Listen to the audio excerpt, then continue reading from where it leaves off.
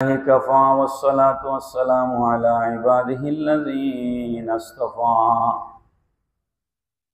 أما بعد فقد قال الله تبارك وتعالى عز وجل في شأن حبيبه ومحبوبه آمرا ومخبرا إن الله وملائكته يصلون على النبي يا أيها الذين آمنوا صلوا عليه وسلموا تسليما صلى الله على سيدنا ومولانا محمد وعلى آله وأصحابه وسلم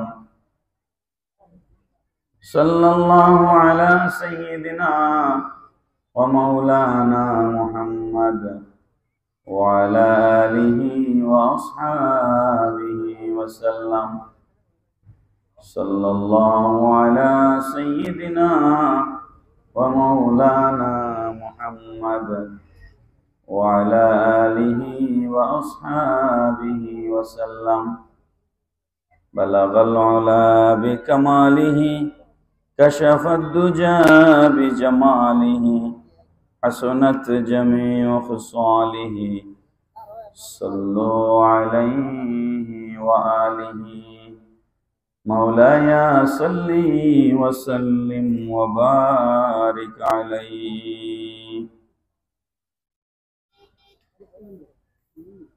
আল্লাহ পাক রব্বুল আলামিনের দরবারে অসংখ্য শুকর।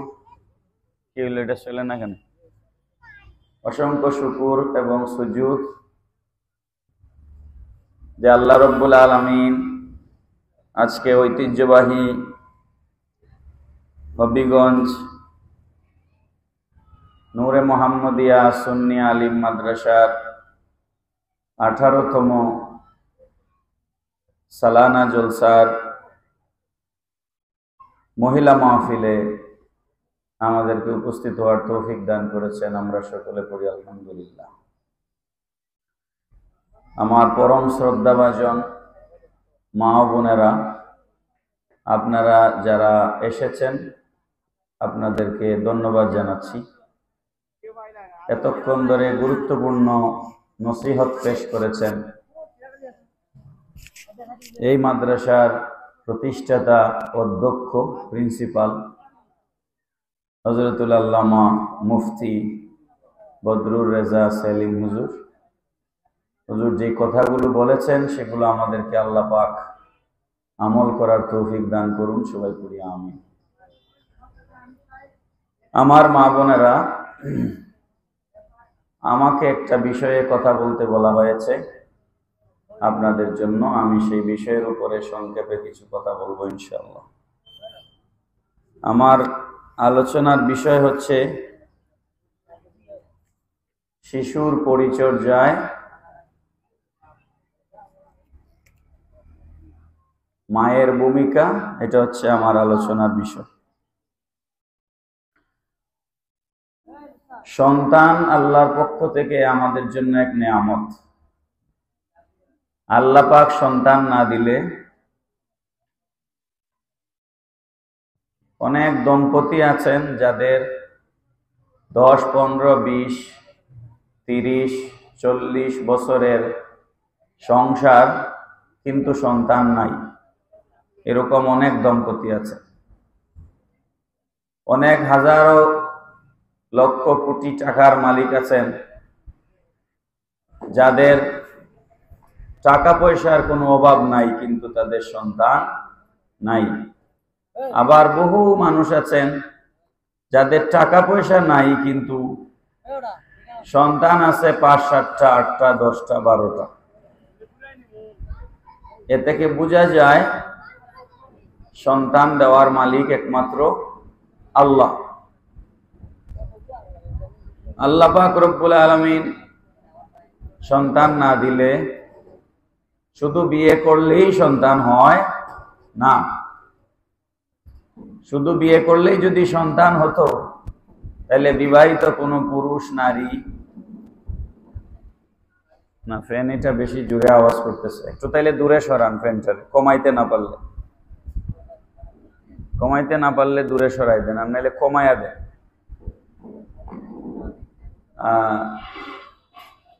সন্তান যদি আল্লাহ পাক না দেন, শুধু বিয়ের মাধ্যমে সন্তান হয় না।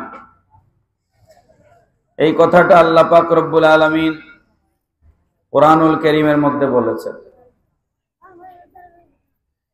আল্লাহ রব্বুল আলামিন বলেন, লিল্লাহি মুলকুস সামাওয়াতি ওয়াল আরদ ইয়াখলুকু মা ইয়াশা ইয়াহাবু লিমান ইয়াশাউ ইনাসান ওয়া ইয়াহাবু লিমান ইয়াশাউ যুকুর আও ইউযাওয়িজুহুম যুকরানা ওয়া ইনাসা ওয়া ইয়াজআলু মান ইয়াশাউ আকিমা ইন্নাহু আলিমুন কাদির। আল্লাহ পাক রব্বুল আলামিন বলেন, আসমান আর জমিনের আধিপত্য একমাত্র আমি আল্লাহর হাতে। তিনি যা ইচ্ছা তাই সৃষ্টি করেন। আল্লাহ যাকে চান কন্যা সন্তান দান করেন, যাকে চান পুত্র সন্তান দান করেন, অথবা আল্লাহ রব্বুল আলামিন যাকে ইচ্ছা করেন তাকে কন্যা এবং পুত্র উভয় সন্তান দান করেন। যাকে ইচ্ছা আল্লাহ রব্বুল আলামিন পুত্রও দেন না, কন্যাও দেন না, অর্থাৎ নিঃসন্তান রেখে দেন। নিশ্চয় আল্লাহ রব্বুল আলামিন হচ্ছেন আলিমুন কাদির, সর্ববিষয়ে জ্ঞানী এবং সর্বশক্তিমান। এটা হচ্ছে কোরআনের বিধান। আল্লাহ পাক বলছেন, আমি যাকে ইচ্ছা মেয়ে দেই, যাকে ইচ্ছা ছেলে দেই, যাকে ইচ্ছা ছেলে মেয়ে উভয়টা দেই, যাকে ইচ্ছা আমি ছেলেও দেই না মেয়েও দেই না, অর্থাৎ নিঃসন্তান রেখে দেই। সুতরাং সন্তান দেওয়ার মালিক আল্লাহ। আল্লাহ যাকে খুশি সন্তান দেন, যাকে খুশি সন্তান দেন না, এটা আমাদেরকে প্রথম খেয়াল করতে হবে। আমাদের অনেক মানুষ আছেন সমাজে যারা সন্তান না হইলে স্ত্রীকে তালাক দিয়ে দেন। সন্তান না হলে যে আপনি স্ত্রীকে তালাক দিচ্ছেন, সন্তান দেওয়ার মালিক কি স্ত্রী নাকি? স্ত্রী তো সন্তান দেওয়ার মালিক নয়, সন্তান দেওয়ার মালিক হচ্ছে আল্লাহ। মা বোনেরা যারা ওয়াজ শুনতে আসছেন, আপনারা আপনার স্বামীকে কোরআনুল কারীমের সূরা শুরা, কোরআনের 42 নম্বর সূরা, আয়াত নাম্বার 49-50, এই দুইটা আয়াত আপনারা আপনাদের স্বামীদেরকে পড়তে দিবেন।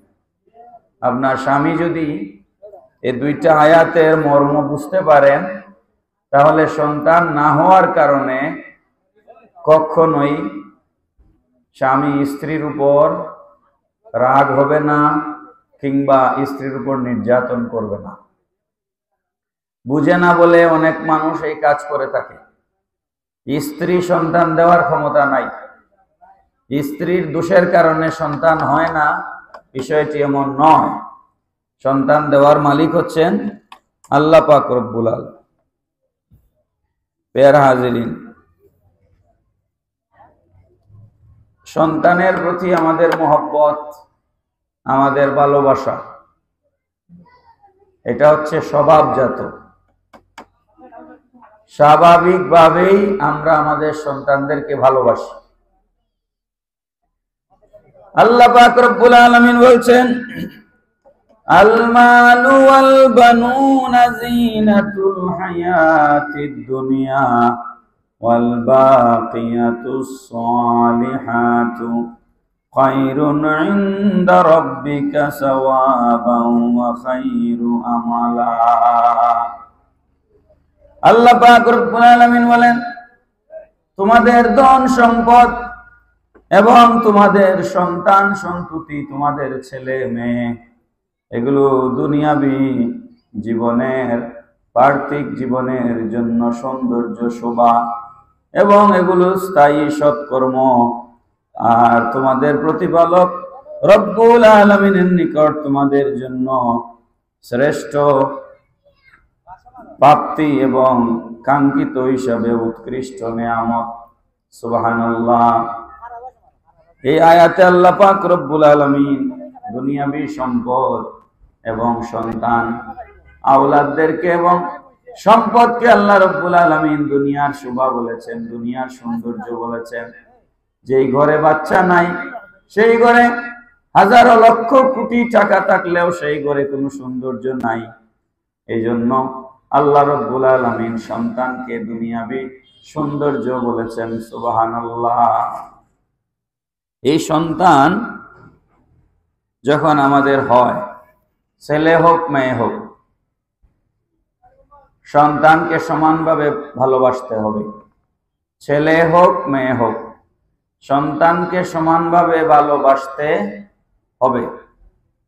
হাদিস শরীফের মধ্যে এসেছে, এক লোক তার একটা শিশুকে কুলে নিয়ে রাসূলুল্লাহ সাল্লাল্লাহু আলাইহি ওয়াসাল্লামের খেদমতে এসেছে। আল্লাহর নবীর সামনে শিশুটাকে কোলে নিয়ে এসেছে এবং সে তার শিশুটাকে চুমা খাচ্ছে। এই দৃশ্য দেখে নবী পাক সাল্লাল্লাহু আলাইহি সাল্লাম ওই পিতাকে জিজ্ঞেস করলেন, শিশুটির প্রতি কি তোমার অন্তরে মায়া জেগে উঠেছে? তখন সে বলল, ইয়া রাসূলুল্লাহ, হ্যাঁ, শিশুটির প্রতি আমার অন্তরে মায়া জন্মেছে। নবী পাক সাল্লাল্লাহু তাআলা আলাইহি সাল্লাম তখন বললেন, তুমি যেই মায়া তোমার সন্তানের প্রতি দেখাইলে, এর থেকে বহু গুণ মায়া দরদ আল্লাহ রাব্বুল আলামিন তোমার প্রতি রাখেন। সুবহানাল্লাহ। আমরা যখন আমাদের বাচ্চাদেরকে ভালোবাসি তখন আল্লাহ পাক আমাদেরকে ভালোবাসেন। এটা হচ্ছে মাসআলা। এক মহিলা, হাদিস শরীফের মধ্যে এসেছে, এক মহিলা ওনার দুইটা বাচ্চা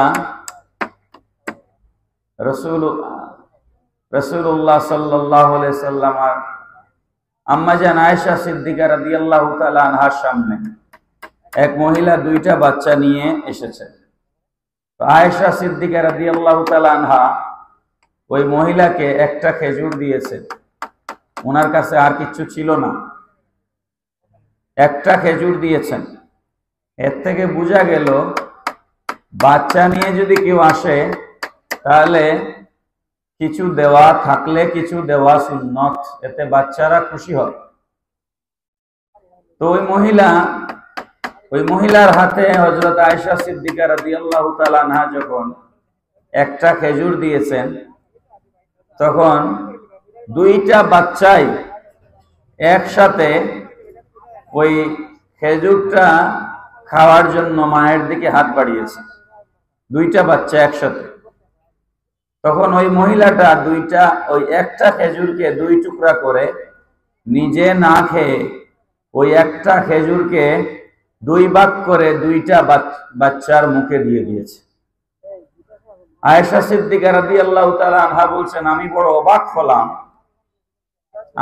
অবাক হলাম যে মহিলাটা তার বাচ্চাদেরকে কত ভালোবাসে, যে একটা খেজুরকে দুই ভাগ করে সে তার দুইটা বাচ্চার মুখে দিয়ে দিয়েছে। এটা দেখে আমি বড় অবাক হলাম। এই ঘটনা আমি নবীজিকে খুলে বললাম।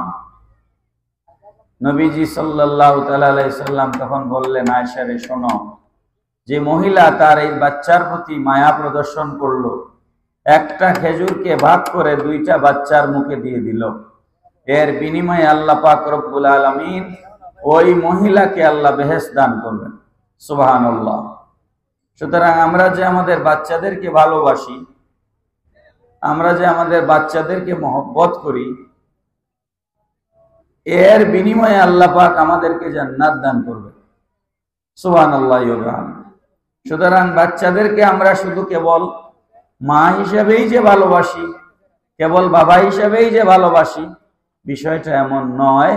বরঞ্চ আমরা বাচ্চাদেরকে যে ভালোবাসি, এর বিনিময়ে আল্লাহ পাক রব্বুল আলামিন আমাদেরকে জান্নাত দান করবেন। আমার মা বোনেরা, সন্তানকে আমরা এখন কিভাবে লালন পালন করব, এই ব্যাপারে আমি আপনাদের সামনে কয়েকটা কথা সংক্ষেপে বলবো ইনশাআল্লাহ। আমি অসুস্থ মানে আমরা দিনে রাত্রে কথা বলতে বলতে আমার গলা বসে গেছে, এই জন্য আমার কথা বলতে কষ্ট হচ্ছে। তারপরেও আমি আমাদের মিষ্টি হুজুরের অনুরোধে আমি কিছুক্ষণ কথা আপনাদের সামনে বলছি। আমরা সন্তান লালন পালন করব, আমাদের প্রথম দায়িত্ব হচ্ছে সন্তানকে বাঁচিয়ে রাখার জন্য যা যা চেষ্টা করা দরকার সব চেষ্টা মা হিসাবে বাবা হিসাবে আমাদের উপর দায়িত্ব। এটা হচ্ছে প্রথম দায়িত্ব। আল্লাহ রাব্বুল আলামিন কোরআনুল কারীমের মধ্যে ইরশাদ করেছেন, ওয়ালা তাকতুলু আওলাদাকুম খাশিয়াতা ইমলাক নাহনু নারযুকুহুম ওয়া ইয়্যাকুম ইন্না কাতলাহুম কানা খিতআন কাবীরা। আল্লাহ পাক রব্বুল আলামিন বলেন, ও দুনিয়ার মানুষেরা, খাওয়াতে পারবে না, ভরণ পোষণ দিতে পারবে না, এই ভয়ে তোমরা তোমাদের সন্তানদেরকে হত্যা করিও না, সমানভাবে ভালোবাসতে হবে। এটা হচ্ছে দ্বিতীয় দায়িত্ব আমাদের। 3 নাম্বার দায়িত্ব হচ্ছে আমাদের সন্তান বালেগ হওয়া পর্যন্ত, অর্থাৎ ছেলে সন্তান যদি হয় তাহলে সে আয় রোজগার করার আগ পর্যন্ত, আর মেয়ে সন্তান হলে তাকে বিয়ে দেওয়ার আগ পর্যন্ত। সাল্লাল্লাহু আলা সাইয়্যিদিনা ওয়া মাওলানা মুহাম্মদ ওয়া আলা আলিহি ওয়া আসহাবিহি ওয়া সাল্লাম। হযরত আনাস ইবনে মালিক রাদিয়াল্লাহু তাআলা আনহু থেকে হাদিস রওয়ায়াত হয়েছে, নবী পাক সাল্লাল্লাহু আলাইহি ওয়াসাল্লাম বলেছেন, যেই ব্যক্তি 2টা কন্যা সন্তানকে লালন করলো, ভরণ পোষণ করলো, তারপর হচ্ছে সে সৎ পাত্রেও তার মেয়েগুলোকে বিয়ে দিল, 2 আঙ্গুল যেভাবে পাশাপাশি থাকে, কিয়ামতের দিন আমি এবং ওই ব্যক্তি ওইভাবে কাছাকাছি থাকব। সুবহানাল্লাহ। নবী পাক সাল্লাল্লাহু আলাইহি সাল্লাম হচ্ছেন, মেয়ে সন্তান হচ্ছে সুগন্ধি ফুল। সুতরাং বাবা যারা আছেন, আমার মাইকের আওয়াজ যত দূর যাচ্ছে, বাবা যারা আমার কথা শুনছেন, আমি আপনাদেরকে অনুরোধ করব, আপনারা কন্যা সন্তান হলে মন বেজার করবেন না, কন্যা সন্তান হলে আপনারা মন খারাপ করবেন না।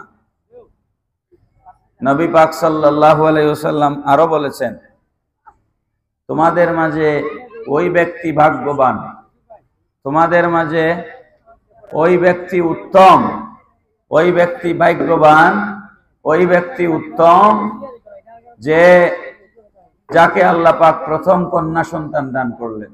সুবহানাল্লাহ। যাকে আল্লাহ পাক প্রথম কন্যা সন্তান দান করলেন, ওই ব্যক্তি ভাগ্যবান এবং ওই ব্যক্তি উত্তম। সুবহানাল্লাহ। আমার সম্মানিত মা বোনেরা, সন্তান যখন ভূমিষ্ঠ হয়, আপনি গর্ভবতী হয়েছেন, আপনার গর্ভে সন্তান এসেছে, এই বাবারা তোমরা কথা না বলিয়ে কাজ করো না, বা দূরে গিয়ে কথা বলো, আমি কথা বলতেছি বললাম না, এটা রেখে দাও, এটা পরে, এই তো একটু পরে বয়ান শেষ হবে, তারপরে তোমরা এটা করিও, এই জায়গায় এখন বাদ দাও, এগুলা গতদিন করে রাখলা না কেন তোমরা?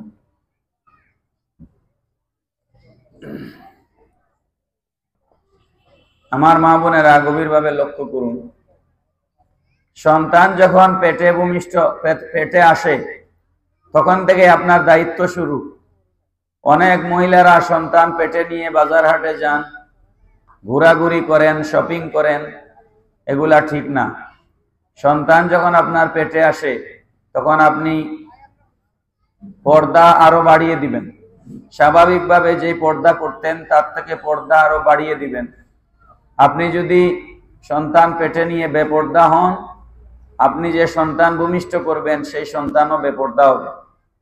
আপনি যদি সন্তান পেটে নিয়ে বেশি করে কোরআন তেলাওয়াত করেন, আপনি সন্তান পেটে নিয়ে যদি বেশি করে নামাজ পড়েন, সন্তান পেটে নিয়ে যদি আপনি বেশি করে দুরূদ শরীফ পড়েন, সন্তান পেটে নিয়ে যদি আপনি দোয়া করেন, তাহলে আল্লাহ পাক আপনার সন্তানকে ওলি আল্লাহ বানাই দিবে। আপনি যদি আপনার সন্তানকে নেককার আওলাদ হিসেবে পাইতে চান, ওলি বানাইতে চান, তাহলে আপনাকে কিছু কাজ করতে হবে। সেই সন্তানকে পেটে নিয়ে আপনাকে নেক আমল করতে হবে, বেশি করে ইবাদত করতে হবে। আপনারা গৌসে পাক আব্দুল কাদির জিলানী রাহমাতুল্লাহ আলাইহির কাহিনী আপনারা হুজুরদের কাছ থেকে শুনেছেন, বয়ান থেকে শুনেছেন।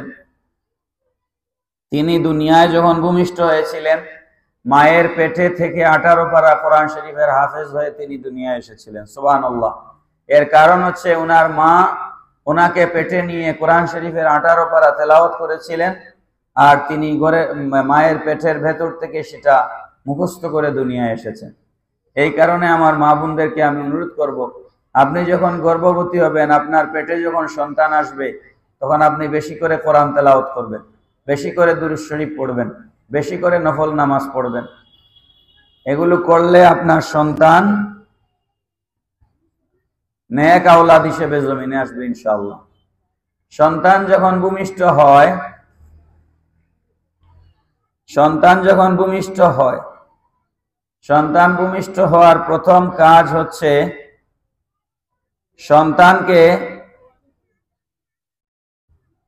গোসল করানো। সন্তান জন্ম হওয়ার প্রথম কাজ হচ্ছে সন্তানকে গোসল করানো। সন্তানকে গোসল করাইয়া সন্তানকে কুলে নিতে হবে।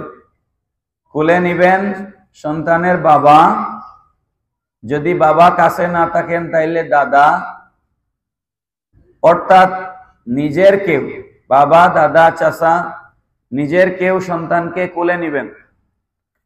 আমার মা বোনেরা এই কথাগুলো সারা জীবনের জন্য মনে রাখবেন। বাবা অথবা দাদা অথবা রক্তের সম্পর্কের কেউ সন্তানটাকে কোলে নিবেন। কোলে নিয়ে ডান কানের উপরে মুখ লাগাইয়া ডান কানে আজান দিবেন আর বাম কানে ইকামত দিবেন। সন্তান ছেলে হইলেও এটা করতে হবে, মেয়ে হইলেও এটা করতে হবে। নবী পাক সাল্লাল্লাহু আলাইহি ওয়াসাল্লাম হযরত হাসান রাদিয়াল্লাহু তাআলা আনহুর জন্মের পরে রহমাতুল লিল আলামিন দয়াল নবীজি নিজে হযরত হাসান রাদিয়াল্লাহু তাআলা আনহুকে কোলে নিয়ে ডান কানে আজান দিয়েছেন এবং বাম কানে ইকামত দিয়েছেন। সুবহানাল্লাহ। এটা কেন করা হয়? নবজাতক শিশুর ডান কানে আজান আর বাম কানে ইকামত দিলে ওই বাচ্চা দুনিয়ায় ভূমিষ্ঠ হওয়ার পর প্রথমেই আল্লাহ এবং রসুলের নাম শুনলো, নামাজের কথা সে আজানের ভিতরে শুনলো, হাইয়া আলাস সালাহ শুনলো, হাইয়া আলাল ফালাহ শুনলো। যেই সন্তানের জন্মের পর কানে আজান দেওয়া হয়েছে এবং ইকামত দেওয়া হয়েছে, ওই সন্তান বড় হয়ে আল্লাহওয়ালা হবে, আল্লাহর গোলাম হবে, নবীর আশেক হবে এবং নামাজের প্রতি তার মহব্বত পয়দা হবে। মসজিদে আজান শুনলে তার ভালো লাগবে, সে দৌড়াইয়া নামাজে চলে যাবে। আর যেই সন্তান জন্মের সময় কানে আজান এবং ইকামত দেওয়া হয় নাই, ওই সন্তানের নামাজ ভালো লাগবে না, সে আজান শুনলে ভালো লাগবে না। সুতরাং আমাদের এটা দায়িত্ব হচ্ছে ডান কানে আজান আর বাম কানে ইকামত দেওয়া। এটা হচ্ছে আমাদের কাজ। 3 নাম্বার কাজ হচ্ছে সন্তানকে তাহনিক করানো। তাহনিক মানে মিষ্টি মুখ করানো। সন্তান জন্ম হওয়ার পর একজন বুজুর্গ কোনো আলেম কিংবা মসজিদের ইমাম সাহেবকে ডেকে আনবেন। এনে ওই হুজুরের মাধ্যমে একটা খেজুরকে সামান্য ছোট একটা টুকরা করে, বাচ্চার যেন গলায় আটকায়া না যায়, ওটা তার জিহ্বার মধ্যে, খেজুরের মিষ্টতা তার জিহ্বার মধ্যে দিবেন। যদি খেজুর না পাওয়া যায়, খেজুর দিয়ে তাহনিক করা সুন্নত। যদি খেজুর না পাওয়া যায়, তাহলে অন্য কোনো মিষ্টি জাতীয় জিনিস বাচ্চার জিহ্বার মুখে দিবেন। এটাকে বলা হয় তাহনিক। এই তাহনিক করা সুন্নত। এটা করলে বাচ্চা অনেক রোগ ব্যাধি থেকে মুক্ত থাকবে। আর তাহানিক জন্মের পরে বাচ্চাকে তাহানিক করলে ওই বাচ্চার কণ্ঠের আওয়াজ সুর সুন্দর হয়। এগুলো আপনারা খেয়াল রাখবেন। তারপরে হচ্ছে বাচ্চার একটা সুন্দর নাম রাখা, খুঁজে বের করে উলামায়ে কেরামদের কাছ থেকে জেনে বাচ্চার একটা অর্থবহ নামের সুন্দর অর্থ আছে এমন একটা সুন্দর নাম রাখবেন বাচ্চার। নাম যদি বাচ্চার সুন্দর না হয়, বাচ্চা স্কুলে গেলে মাদ্রাসায় গেলে তার বন্ধু বান্ধবদের কাছে নামের কারণে সে লজ্জিত হয়। এজন্য সুন্দর একটা নাম রাখবেন বাচ্চা। আলেম ওলামাদের সাথে পরামর্শ করে, কোরআনে আছে, হাদিসে আছে, কিংবা অর্থ আছে, এরকম একটা সুন্দর নাম রাখবেন বাচ্চার জন্য। আর যদি ছেলে বাচ্চা হয় তাহলে নামের সাথে মোহাম্মদ রাখবেন। মোহাম্মদ, ছেলে বাচ্চা হইলে নামের সাথে মোহাম্মদ রাখবেন। নবীজি বলেছেন, যার 3টা সন্তান হইল অথচ একটার সাথে আমার নাম মোবারক রাখলো না, মোহাম্মদ রাখলো না, সে আমার হক নষ্ট করলো। এই জন্য আপনারা সন্তান যদি ছেলে হয় নামের সাথে মোহাম্মদ রাখবেন, মোহাম্মদ অমুক, এইভাবে আপনারা নাম রাখবেন। মোহাম্মদ নামের অনেক বরকত আছে। নবীজি বলেছেন, ইজা সাম্মাইতুম মুহাম্মাদান ফালা তাদরিবুহু ওয়ালা তাদরিবু ওয়ালা তাহরিমুহু। তোমরা যদি তোমাদের সন্তানের নাম মুহাম্মদ রাখো তাহলে তোমরা তাকে মারধর করবে না আমার নামের খাতিরে। মুহাম্মদ নামের সন্তান হইলে তোমরা তাকে মারধর করবে না এবং তাকে অসম্মান করবে না। নবীজি বলেছেন, মান উলিদা লাহু সালাসাতু আওলাদিন ফালাম ইসাম্মা আহাদাহুম মুহাম্মাদান ফাকাদ জাহিলা। যার 3টি সন্তান জন্মগ্রহণ করলো অথচ সে কারো নাম মুহাম্মদ রাখলো না, সে একজন মূর্খের মতো আচরণ করলো। সুতরাং আমরা আমাদের সন্তানের নামের সাথে মুহাম্মদ নাম রাখব। তারপরে 4 নাম্বার আমাদের দায়িত্ব হচ্ছে সন্তান জন্ম হইলে আকিকা করা। 7 দিনের দিন অথবা 14 দিনের দিন অথবা 21 দিনের দিন আকিকা করা মুস্তাহাব। পারলে 7 দিনের দিন আকিকা করবেন, 7 দিনের দিন না পারলে 14 দিনের দিন আকিকা করবেন, 14 দিনের দিন না পারলে 21 দিনের দিন আকিকা করবেন।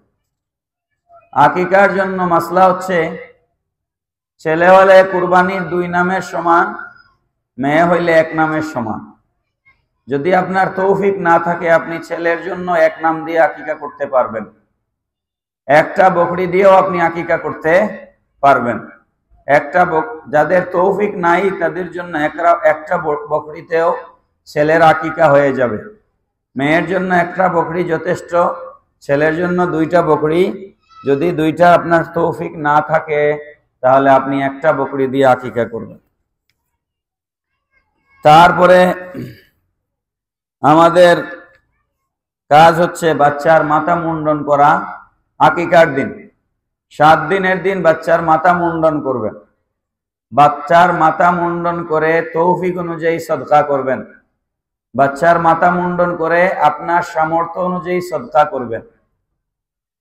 উত্তম হচ্ছে, মুস্তাহাব হচ্ছে মাথার চুল মুন্ডন করে, বাচ্চা 7 দিনের বাচ্চা, মাথায় খুব বেশি চুল থাকবে না, সামান্য চুল থাকবে, সেই চুলকে ওজন করে সেই চুলের সমপরিমাণ রূপা আল্লাহর রাস্তায় সদকা করে দেওয়া উত্তম।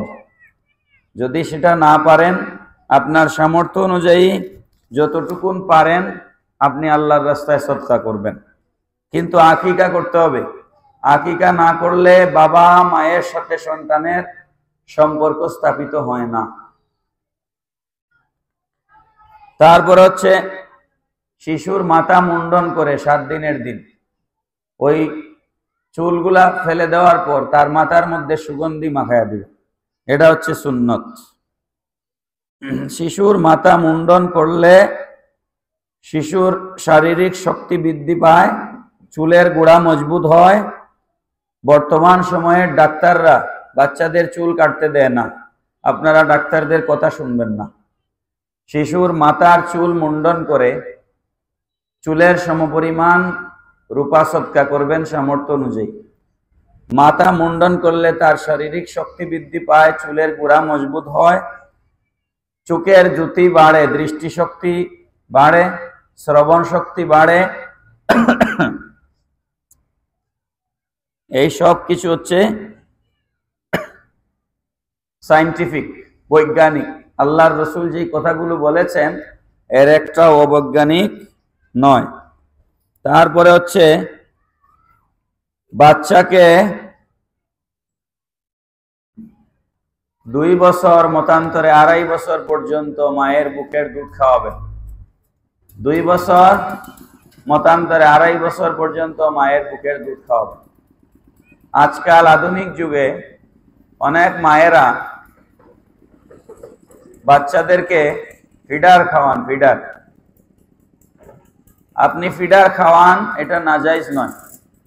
ফিডার খাওয়াতে কোনো অসুবিধা নাই, কিন্তু আপনি মায়ের বুকের দুধ থেকে বাচ্চাকে বঞ্চিত করবেন না, এটা বাচ্চার হক। আর মায়ের বুকের দুধের ভিতরে আল্লাহ পাক এমন প্রোটিন রেখেছেন, এমন ব্যালেন্স ডায়েট রেখেছেন, এমন ভারসাম্য আল্লাহ রেখেছেন। 6 মাস পর্যন্ত একটা বাচ্চা মায়ের শুধুমাত্র মায়ের বুকের দুধ খাইলে সে ভাত, তরকারি, দুধ, ডিম সব কিছু, দুনিয়ার সব খাবার খায়া যেই পুষ্টি একটা বাচ্চা পাবে, শুধু মায়ের বুকের ভিতরে আল্লাহ পাক সমস্ত পুষ্টি একসাথে রেখেছে। সুবহানাল্লাহ। এই কারণে আমাদের দায়িত্ব হচ্ছে 6 মাস পর্যন্ত মায়েদেরকে, আবার বলছি 6 মাস পর্যন্ত বাচ্চাদেরকে অন্য বাড়তি কোনো খাবার দিবেন না, শুধু মায়ের বুকের দুধ। 6 মাস পরে আপনি তাকে বাড়তি খাবার দিবেন, ফিডার দিবেন, কিন্তু আপনি 2 বছর অথবা 2.5 বছর পর্যন্ত আপনি বুকের দুধ খাওয়াবেন। কোরআন শরীফে এই প্রসঙ্গে আল্লাহ পাক বলেছেন, ওয়াল ওয়ালিদাতু ইউরদি'না আওলাদাহুন্না হাওলাইনি কামিলাইন। আল্লাহ পাক বলছেন মায়েরা তাদের সন্তানদেরকে পূর্ণ 2 বছর বুকের দুধ পান করাবে, পূর্ণ 2 বছর বুকের দুধ পান করাবে। আরেক আয়াতে এসেছে ওয়া হামলুহু ওয়া ফিসালুহু সালাসুনা শাহরান, মা তাকে গর্ভে ধারণ করতে এবং দুধ ছাড়াতে 30 মাস সময় লেগেছে। এই আয়াতে ইমামে আজম আবু হানিফা রাহমাতুল্লাহ আলাইহি বলেছেন, হানাফি মাযহাবে মায়েরা চাইলে 2.5 বছর পর্যন্ত সন্তানকে বুকের দুধ খাওয়াতে পারবেন, তবে 2 বছরের সময় ছাড়িয়ে নিতে চাইলেও সেটাও পারবেন। এটা হচ্ছে মায়েদের দায়িত্ব। আপনি 2.5 বছর 2 বছর পর্যন্ত আপনার বাচ্চাকে বুকের দুধ পান করাবেন। তারপরে আলা হযরত ইমামে ইশক মোহাব্বত ইমাম শাহ আহমদ রেজা খান ফাজিলে বেরলভী রহমতুল্লাহ আলাইহি বলেছেন, আপনার সন্তানের বয়স যখন 4 বছর 4 মাস 4 দিন, 4 বছর 4 মাস 4 দিন, আমি আবার বলছি, মায়েরা নোট করে নেন, মায়েরা নোট করে নেন। সন্তানের বয়স যখন 4 বছর 4 মাস 4 দিন হয়, ওই দিন আপনি হুজুরকে বাড়িতে ডাকবেন, ডেকে আপনার বাচ্চাকে প্রথম শিক্ষার সবক দিবেন। তার প্রথম শিক্ষার সবক হবে লা ইলাহা ইল্লাল্লাহু মুহাম্মাদুর রাসূলুল্লাহ সাল্লাল্লাহু আলাইহি ওয়াসাল্লাম।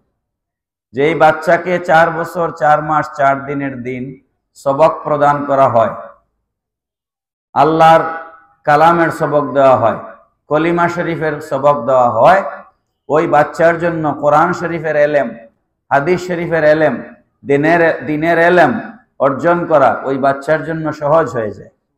কারণ ওই সময়টাতে 4 বছর 4 মাস 4 দিন বয়স থেকে বাচ্চার মূল বুঝটা আসা শুরু হয়, এর আগে বাচ্চার বুঝ থাকে না। এই জন্য ওই দিন থেকে আমরা বাচ্চাকে সবক দিব, এটা আপনারা খেয়াল রাখবেন। যাই হোক, সর্বশেষ যেই কথা বলে শেষ করব, আমার শরীর আসলে গলা একদম ভাঙা, তো এই জন্য ভালো করে কথা বলতে পারলাম না, এই জন্য দুঃখিত। প্রথম কাজ হচ্ছে আমাদের বাচ্চা যখন আস্তে আস্তে বড় হচ্ছে, পরিবারটাকে আমাদের মায়েদের একটা বিরাট দায়িত্ব।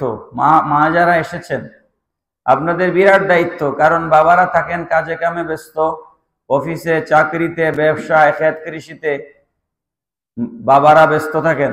আপনারা মায়েদের বিরাট দায়িত্ব। আপনি পরিবারটাকে, গড়টাকে এমনভাবে সাজিয়ে তুলুন, এমনভাবে গড়ে তুলুন, গড়টা যেন একটা মাদ্রাসা হয়ে যায়, গড়টা যেন একটা ইউনিভার্সিটি হয়ে যায়। বাচ্চা যেন গড় থেকে দিনের শিক্ষা পায়, আল্লাহর পরিচয় পায়, রসুলের পরিচয় পায়। বাচ্চা যেন গড় থেকে আদব কায়দা শিখে, লেহাজ তমিজ শিখে। গড় থেকে যেন বাচ্চা পরের হক শিখে। গড় থেকে যেন বাচ্চা বেয়াদব না হয়। এই জায়গাগুলো আপনাদেরকে, মায়েদেরকে খেয়াল রাখতে হবে। গড়ের মধ্যে এমন একটা পরিবেশ তৈরি করুন। আল্লাহ পাক রব্বুল আলামিন বলেছেন, ওয়াসাইনাল ইনসানা বিওয়ালিদাইহি ইহসানা। আমি মানুষকে এই ওসিয়ত করেছি তারা যেন তাদের পিতামাতার প্রতি সদাচরণ করে। আর এই শিক্ষাটা পিতামাতাকেই দিতে হবে প্রথমে গড়ের মধ্যে, যে আমি তোমার মা, আমি তোমার বাবা, আমরা তোমাকে জন্ম দিয়েছি, তোমার আমাদের উপরে এই দায়িত্ব আছে, এভাবে তুমি তোমার সংসার পরিচালনা করবে।